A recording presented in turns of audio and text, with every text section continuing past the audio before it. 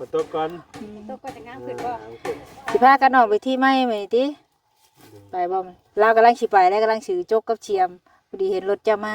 เราสิไปบ่ไปเดี๋ยวตอนแรงๆมันแลไปบ่เชนเราเคยไปตอนแรงไปทางหญ้านั่นเชียร์น่ะทางแล้วเลยฮะเลยทางไปได้แล้วบ่ตัวใหญ่น่ะไปได้แล้วพักแน่เจ้าต้องไปสำรวจก่อนไว้รถเจ้าไปก่อนค่อยจังสิเอาไปก่อนเกี่ยว แก้มทางไปแล้วบ่พี่ได้ซ้ำนี่ผู้เนาะหน้าผู้ตะขาหน้าตัวนั้นผู้ความกว้างเนาะคักงามหมวยบ่าวเขาหล่าแล้วอย่าคุบไปไว้เฮ็ดได้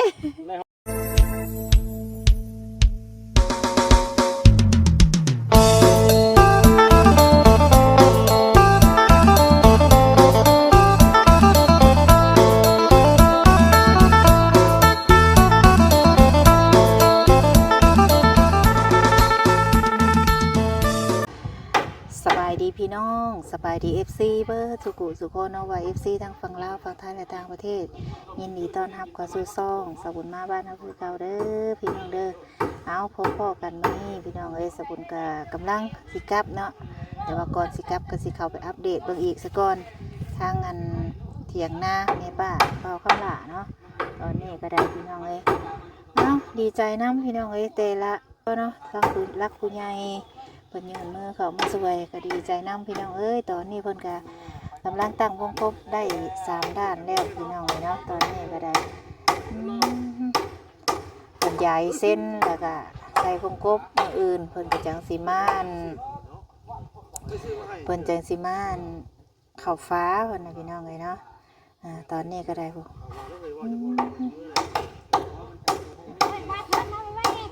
ยังทางสาวไล่น่ะสบายดี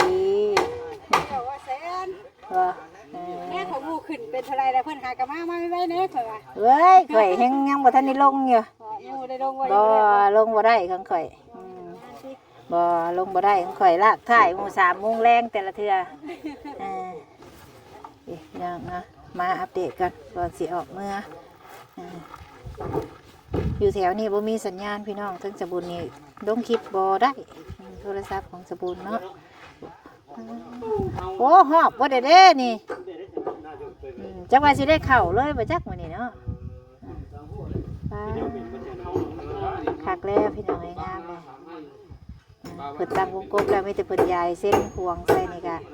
จักว่าสิได้เข้าฟ้ามื้อนี้เลยจักไอ้แก้วว่าแต่สิยายไว้มื้ออื่นได้เข้าแล้วมื้อนี้ผู้เพิ่นกินข้าวแล้วเพิ่นก็เลยเรียนยายเส้นต่อพี่น้องเด้อนี่คักเด้อบาดนี่คักแล้วพี่น้องเอ้ยเอาจังไดก็ดีใจน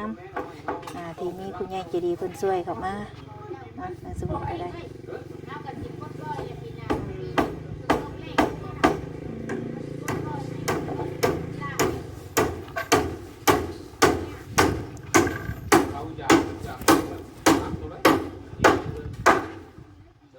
ยายเส้น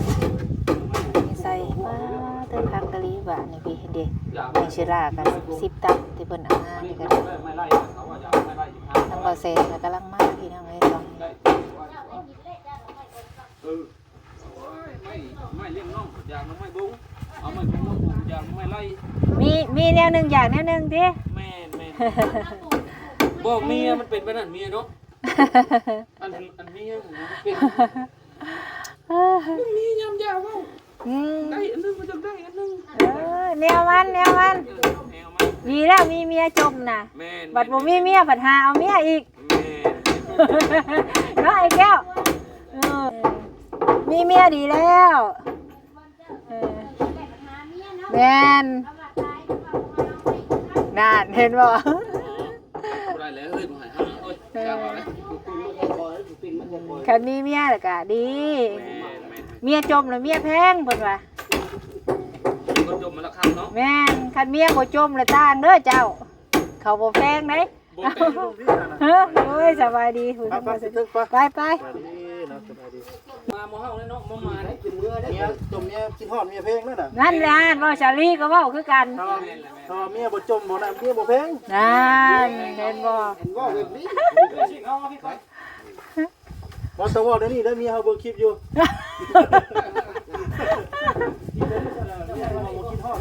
สบายได้เด้อเป็นกระปุก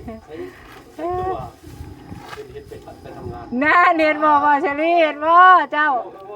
เออ ไม่ว่าสิไปอยู่ ว่าไปทำงาน ไปทำงานเยี่ยมเชื่อ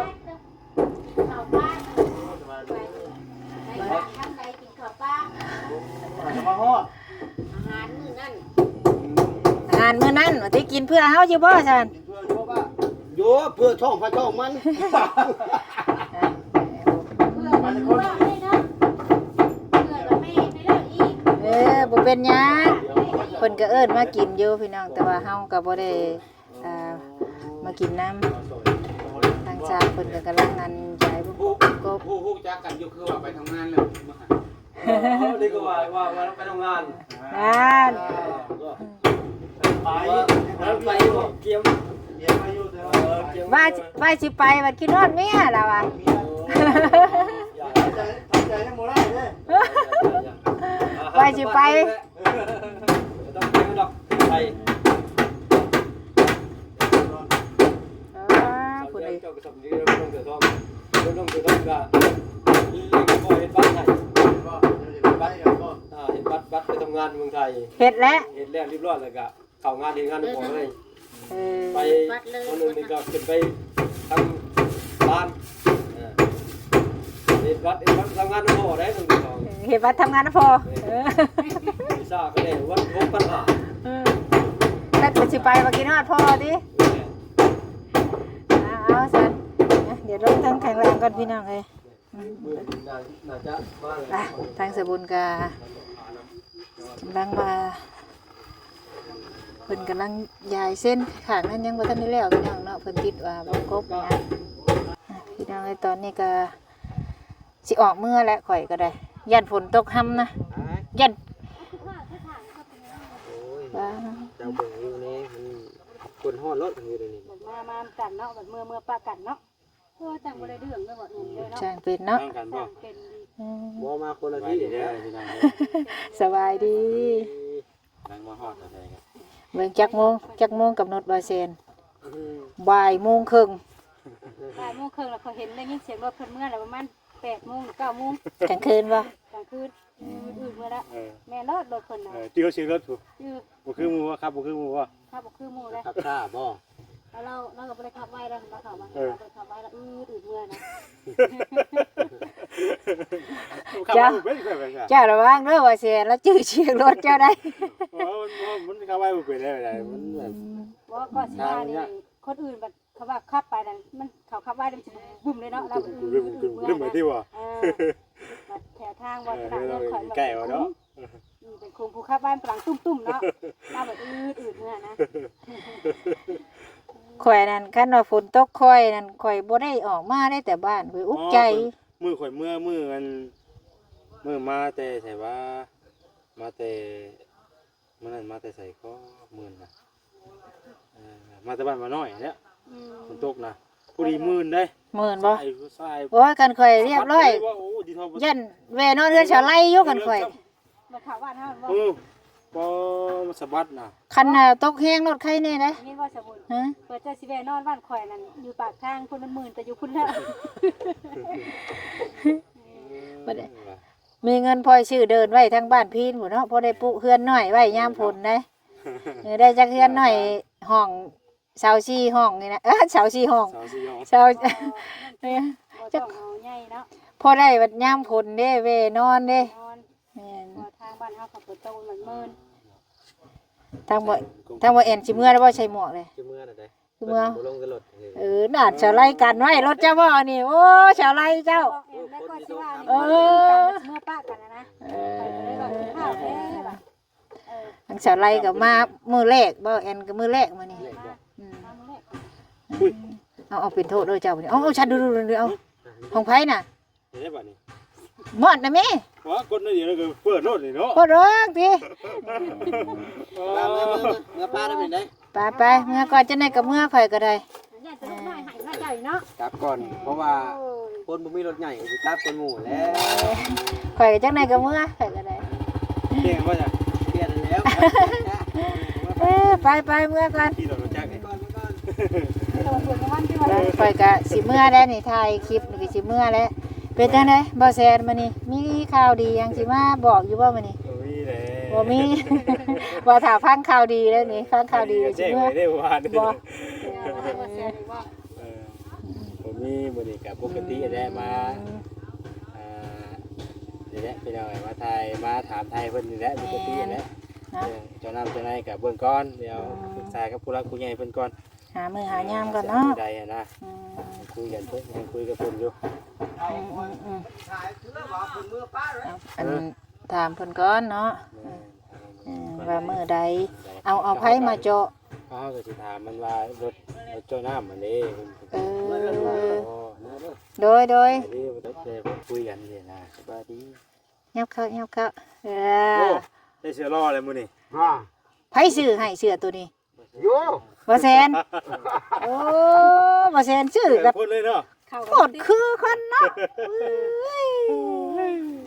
อักแม่ ว่า ดี ยืน กว่า ยืนยืน ข่อยย่านแต่ลืมลายอันสร้างเด้บาดนี้ อันนี้ลายหยังนี่ ลายการ์ตูน ลายวัยรุ่นนี่จ้ำลายเกาหลีผู้มีแต่ผู้บ่าวผู้สาวเกาหลี แล้วมันโลกเรื่องบ่แรงนี่นอนใส่เลยนี่ แล้วใส่ก็แต่คืนนี่ เอาละ ใส่ เขาได้ผ่านไล่ โอ้ บ่คืนนี่เขาได้ผ่านไล่บ่ ใส่เช้านี่ เดี๋ยวชอบดีบ่ แต่เช้านี้นะว่า เสื้อกับเขาคนละเนาะ เอาผู้ซื้อก็ได้เอา ใส่น้อยใส่ใหญ่ ได้เสือไม้ชงไม้เมื่อวานนี่ มีแต่แนวใหม่ เอ้ย ๆเอ้ย ได้เงินพร้อมได้วานนี่ วานนี่ วานหนึงผู้ ฮะ ซื้อบ่ได้จักนี่ ยัง เออ มาซื้อบ่ได้นะ มานในถุงตัวนี้นะ มันขาดแล้วยิบเอาไม้แล้วติ นะก็แต่ชื่อมานมานนี่เลยนี่ทงก็ร้องประมาณ เจ้าสิมีอีกจักนี่เนาะ ห่านจงชัยอยู่น้ำเจ้าว่าจักอันนี้โอ้ เจ้าแม่เจ้าบ่แซ่บ บ่คุยกับป้าแซนก่อนบ่ได้คุยดนได้พี่น้องเอ้ย โยมาทำเลยเนาะทางนี้จะสิเมื่อเลยติ อืม ทางนี้จะสิเมื่อเลยเนาะ เมื่อแล้วข่อยก็ได้จักหน่อยข่อยก็เมื่อแหละเออ แล้ว เมื่อพร้อมกันบ่สาไล หารถขึ้นก้นรถเจ้าเด้อ ฝนตกก่อนฝนตกก่อน ตกก็จะงามขึ้นบ่ สิพากันออกไปที่ไม้ไหมติไปบ่มันเรากำลังสิไปแล้วกำลังถือจกกับเชียมพอดีเห็นรถจะมา ให้สิไปบ่ไปเดี๋ยวตอนแรงๆมันแล่ไป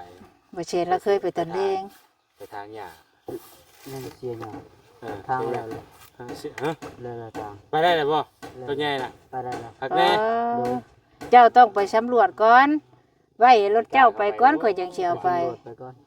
ข่อยบ่กล้าหรอกว่าแชนแต่ขับเขามาเอานี่ข่อยยังขนองอ่อนเลย ว่าพากันไปทางกันพุ่นได้ว่านี่ บ่ ว่านี่พากันทางเขาจะฮอดเครื่องทางน่ะวันนี้มันจะมีหม่องนึงมันว่าตึกแห้งอ่ะนะก็ได้บ่ได้วายมันค่ำแน่เลยพากันยาก่อน อืม แล้วได้เนาะ เขาบ่จิตได้พากันไปเลยเขาบ่จิต เป็นมาแล้วบ่นี่ มาเลยผู้เดียวนี่ไปเอาคลิปลงเพิ่นว่าเนาะ เลย ไปโหลดคลิปเพิ่นว่ายังแต่ข่อยแล้วคนมานี่ยังแต่ข่อยแล้วบ่ทันได้ลงบ่คำลาเอ้ย แล้วก็ไปเบิ่งสบายก็ไปเบิ่งที่บางอย่างเพิ่นก็ได้ ไปบ่สาไล ไป ไปอยู่บ่เคยเห็นนะบ่ ยังบ่เคยนะ ยังบ่เคยอยากเห็นอยู่บ่ อยากเห็นอยู่จักกว่างจักหอม กว้างเตออยู่ได้ เห็นในคลิปบัด FC ว่าเดินยังคือเป็นอิหยังเพิ่นเอิ้นน่ะเอ้ามันเป็นดินถุงเงินเนาะมันก็หายากได้ที่สิเอาดินเสมอหั่นนะ โอ้ยมัน แม่น ทางเข้าในหน้าบ้านน่ะมันก็กว้าง25เมตร แต่ทั้งข้างนี่พอดีเลยเนาะทั้งข้างนี่36แบบเป๊ะเลย มีแต่ทั้งหลัง28ทั้งหน้าหั่น25เนาะแม่นบ่อืม แล้วมันก็กว้างในดินนะ อุ้ยกว้างคัก เฮาเบิ่งในกล้องอีกคำนึงแต่ว่านี่เฮา ๆเฮาเบิ่งตัวจริงนี่แฮงคักปลูกเขื่อนนี่ว่าคำลากับลูกนี่นะฮอด2ลัง อยากว่าวัดเบิ่งนี่เลยบ่นี่ 30ซะเนาะ เบิ่งเลิศเลยนี่ แม่ แต่ข้าเฮายืนฮอดปุ๊บ แล้ว เกี่ยว ขวบ ไป แก้มทางไปแล้วบ่ เว้ยพี่ได้ซ้ำนี่ผู้เนาะ หน้าปุ๊แต่ข้าหน้าตัวนั้นปุ๊ ความกว้างเนาะคักงามหมวยบ่าวคำลาแล้วอยากฮุบไปไว้เฮ็ดได้ได ได้ฮอด3ลัง แม่น สี่หลังเนาะ คันหลังธรรมดาได้อยู่3 3 4หลัง เพราะหักคำว่าเฮาได้มีทีแล้วเฮาได้ปลูกแบบว่ามีเสามีหยังแล้วก็มาไปอยู่หันนั่นคือได้เนาะไปเผาเสาเผาหยัง ก่อนให้มีน้ำมีในซะก่อน น้ำในเนาะ มันจังได้อาบอยู่ในไปบ่สิแล่นมาอาบพี่อีกเว้นนะบ่ล่ะสิบ่อาบน้ำไปผู้ ขี้งอมา สี่หลังก่อน เออ ลูกหงาพุ่นแล้วกูดพุ่นแล้ว ลงอายคุณ ยังยับไปใช้ ยับไปใช้เลยนี่นั่งไปยืนไปยืนมากันเริ่มไหวเวียนกันไปเรื่อยกระปุกกระปุก ฟานกระปอบเลยเป็นน้ำเจ้าพานอยู่กับไม้เลย ไอ้ที่ว่าแซนกันอยู่พี่ได้นะไม่ถึงจะฮอดก็ไม่ได้ ใช้พิงได้ข่อยล่ะ ใส่พิงว่า ใช้พิงแน่ ไว้สิถามเพิ่นว่าเจาะน้ำมื้อใดเพิ่นก็ยังบ่ฮู้มื้อเพิ่นว่าเดี๋ยวคุยกับทางผู้ใหญ่อีกก่อนเพิ่นน่ะว่าดี ไว้นี่แหละเนาะ มื้อใดก็ย่านะแจ้งว่าสิเจาะอุ่นบ่แห้งอยู่ในใจนี่สิยามใดก็ย่านะเพราะว่าคันบ่แสนได้แจ้งไปหรือว่าทีมงานได้แจ้งไปแม่นอุ่นเลิศแม่นมั่นใจเลิศ เป็นมือหรือว่ามือหื้อหรอก ซะแล้ว เนาะว่าคำลาเนาะไผสิมาตัวเนาะเอ้ยเบิ่งนึกว่าเราหากับมีห้อยยิ้มนี่มาบางหันเรายังหลีอยู่ หักสามสร้างเจ้าหน้าพันยุมือมันก็ว่าอยู่นะ เท่าใดเฮ้ยเจาะน้ำซุมื้อนี่ 8,000 โอ้เจาะสูบบ่หูใหญ่บ่ เฮาลองหูใหญ่ไว้ เออราคา8,000ติ ส่วนลายแพก็อยากเจาะเพื่อไว้สิแหละเฮาสิไปเจาะ โอ้เจ้าสุ อา ด จจะไปเจาะ แม่ ไว้ แม่สูบ8,000 แล้วมันก็ราคามันก็ถือกับหาจอน้อยกะ แต่ว่าบัดเฮาอนาคตแบบมีไฟแบบสดาบ่ได้เนาะ แม่นใส่ก็ได้แล้ว ให้เสียเงินเพิ่มคือเก่า ก็เลยเจาะใหม่อีก บางบ่อนนะเจาะหูใหญ่ให้ได้ทั้งเทิงบัดเอาใดลงฮอดบ่ได้ทั้งหน้าข่อยหั่นดิเราว่าเอ้าของเจ้าคือลงได้เราว่า นี่เขาเจ้าก็บ่อยากเฮ็ดแล้วเพราะว่ามันได้ใช้อีดีเด้ แม่น สั่งเอาเนาะ แม่นเพราะว่ามันได้ใช้ดีเด้เพราะว่าใดสะดวกนั่นเด้ อนาคตข้างหน้าอันบ่แน่นอนเด้เนาะ บางคนว่าเอ้ยช่างจ้อยข่อยแน่ แต่มันชัวเจ้าไปเฮ็ดไปแล้ว แม่ นี่บัด น ข่อยซื้อใดมาใช้บัดมันบ่ได้เขาก็ไปว่าเจ้าคือเก่าบัดนี่ เอ้าน้ำหน้าติดหน้าข่อยเด้ทั้งหูเทียงข่อยน่ะว่าให้ใส่ใดคือกัน ว่าจะสร้างขึ้นมาได้ บ่แม่นของข่อยน่ะได้ สร้างขึ้นมาได้ว่ะ ทางปีกายนี่เรานั่นเราบัดชื่อใดมาพร้อมกับข่อยว่าของเทียงคือลงบ่ได้เราอ่ะแล้วจนทางไม่เด้เอาลงไปแล้วมันต่ำเด้ มันน่าข่อยยังได้ทางใหม่ น่ะ เอามันทางตะกี้บ่ได้นั่นน่ะเอาทางโยมแล้ว บ่เราก็ให้ใส่หูใหญ่แหละแต่ว่าเขาเอาลงเครื่องเดียวนะเขาหลอกเรา ที่ นะ ทางนี้น่ะคือว่าได้ที่ทางนี้น่ะมันดินทรายหลายเด้ อย่ามันยุ่มเนาะ โยมได้ ขอบใจเด้อสาไลเด้อสาไลเป็นตากล้องเด้อนี่ ไปทางอยู่เรือนนั่นว่าเอ้ยนั่นนะเอ้ยบ้านมันยังยุบเลยมันยุบลงไปเลย เอาสั่นโอเคพี่น้องจะได้เบาเชนแล้วก็จะไปถ่ายคลิปแล้วก็ลัดทางไล่ชื่อได้นี่เนาะว่าคำลาเนาะ ข่อยก็บ่ได้ข้าวบ่ได้ดอก